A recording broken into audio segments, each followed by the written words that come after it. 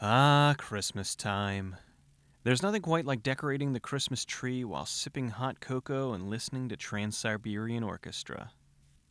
Then settling in to relax and watch an honest-to-goodness Christmas classic.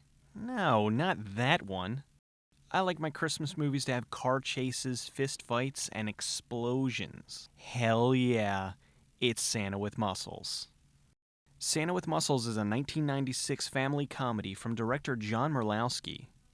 The movie opens with a little girl named Elizabeth writing a letter to Santa.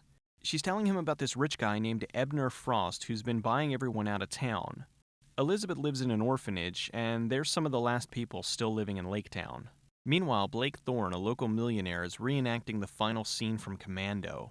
After beating the crap out of a chef, some gardeners, and a limo driver, we find out that this is just Blake's usual morning exercise routine. Goddamn 1%. I hope these guys at least have good medical insurance. Blake is played by Hulk Hogan. There's something really weird about seeing him with hair. That's more like it. Now just give him a yellow shirt to rip off and we'll be good. Apparently the director told Hogan to act rich, but in his mind he heard act gay. Make a note, Chaz. My picture on the can isn't big enough. Your guests have arrived, sir. Figures. Business always calls when you're having fun. Let's roll! Rule number 20. Never surrender. Besides, this is fun. Give me your paint gun. Blake takes a group of people out to play paintball with motorcycles and Humvees. Man, being rich must be great. The cops see the group and think that they're a bunch of terrorists. Dispatch! We got men with guns out here on 43. It must be militia or terrorists! Send everything you got! I'm rolling! Anyway, instead of pulling over, Blake outruns the cops and shoots them with paintballs. What do you expect? It's the LAPD. If you're rich and famous, laws don't apply to you. We'll lose him in Lakeville.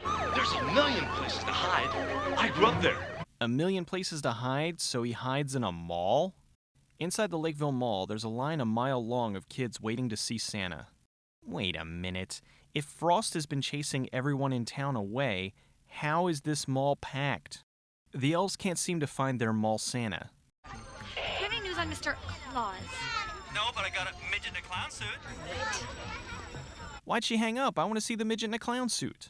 Over at Frost's house, we see Dr. Blight, Mr. Frost's physician / professional torturer. Frost is trying to convince this guy to sell his shoe store. The guy won't sell, so Frost brings out his other henchman. There's the geologist Mr. Flint, because when I think fear, I think geologist. Perhaps I'll make him sit through a lecture on geology. That's pretty close to torture. Next is the chemist Mr. Vile, who sprays the guy with bottled farts. Finally is Lady Gaga, Ms. Watt. These three torment him, but he only submits after Mr. Frost starts telling him about the ecological benefits of electric cars. Back in the mall, Blake disguises himself in a Santa suit. Good thing the Santa suit was big enough to fit his 6'7", 300-pound frame. Who was the Santa before him, Andre the Giant? Blake is hiding from the cops in a trash chute, but he gets hit on the head and knocked out. Lenny finds Blake unconscious, and he does what anybody else would do. He robs him. Blake Thorne? Richest man in 10 states? Blake Thorne? I'm rich! I'm richer than rich! I'm too rich! Blake wakes up with amnesia, and Lenny convinces him that he's really Santa Claus. Okay, a second ago, Lenny couldn't even move Blake, but now he can throw him over his shoulder and carry him like a sack of potatoes. Blake goes to Santa's workshop so kids can get their picture taken with him. This is the expression that most people make when you tell them you're going to watch Santa with Muscles. Some ruffians are trying to steal money from charity, so Santa kicks their asses. Watch out, he's got a candy cane! Not sure how much damage you can inflict with a plastic candy cane. Why does this scene stop for a minute to show this? It's going along fine, and then all of a sudden...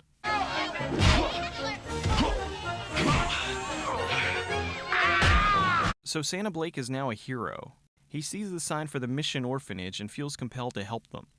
Lenny tags along because he's trying to con more money out of him. Frost pulls out this map and informs Blight that the orphanage is the only thing that stands in the way of his nondescript evil plan. Frost sends his henchmen to the orphanage to scare the people into leaving. They trash the place and nearly run over Clayton until Blake stops their ice cream truck. Quietly moving. Not even gonna get into that physics lesson. So wait, they're laughing at him? A guy in a doctor's outfit, a geologist, a lady in a bad wig, and a guy with bottles of methane in an ice cream truck, but the 7-foot-tall guy in the Santa suit is ridiculous. The caretakers and the orphans come to thank Santa. There seems to be a serious lack of orphans at this gigantic orphanage. They invite Blake and Lenny inside for dinner. Since Lenny and Blake don't have anywhere to go, Leslie offers them a place to stay. Considering there's only 3 orphans in this gigantic orphanage, they've got plenty of room. You have to cut Elizabeth some slack. She still believes in that stuff. She also believes in the Tooth Fairy and the Easter Bunny. Shut up, Meg. Lenny is wearing a sheep outfit. Try to scrub this image out of your head. The next day, Blake wakes up and has breakfast. Santa, you forgot your, Mrs. Claus says it tickles, so I just wear it for deliveries. Sarah gives Blake the newspaper, and the movie gets its title. Sarah completely redid Santa's outfit overnight. Are they running a sweatshop out of the orphanage? Wow! Do you like that? This is great, Sarah. Thanks. Where'd you learn to do this? Mega Man, number 96.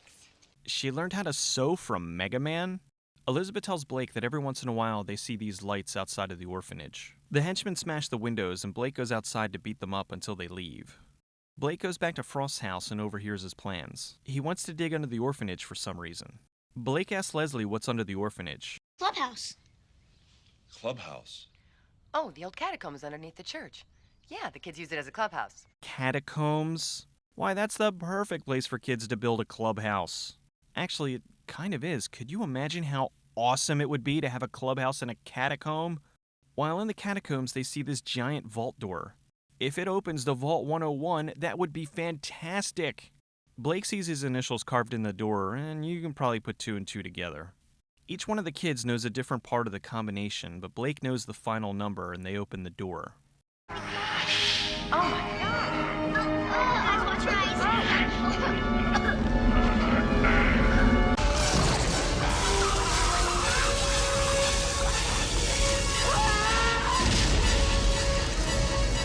They get into the vault to see that it's full of World of Warcraft mining deposits. Hey, guys. I know what these are. These are piezoelectric crystals. I read about them in my geology book. They're quartz crystals with natural electricity in them. Vibrations make them put out power. They must be worth millions.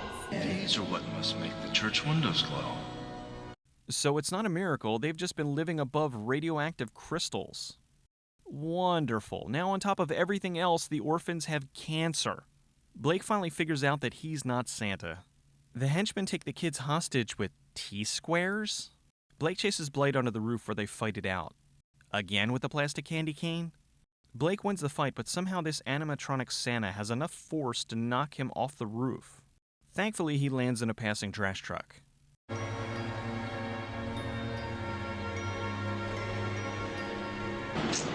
Man, now that's a real shame when folks be throwing away a perfectly good white boy like that. Blake wakes up back in his mansion, and his butler explains how they found him. Now with Blake gone, Frost takes over the orphanage. Lenny calls Blake, so he rounds up his staff to rescue the children. Lenny gets thrown out into a conveniently placed trash pile. Blake is driving to the orphanage, and the cops chase him. They use salad dressing as an oil slick, and how much dressing was in these 2 bottles? They get stopped by a roadblock, and I wasn't aware of police-issued rocket launchers.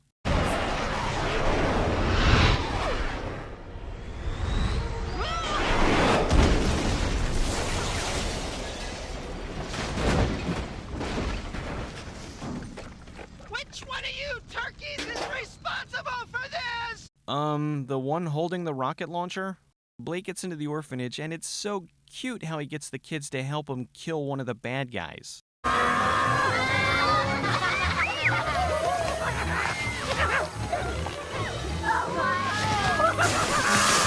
Blake fights Miss Volt. What's going on with his eyebrows? Lenny dumps water on Miss Volt, and I don't know how she did this without breaking her spine. Lenny bravely climbs down, and you can see where his safety harness was attached.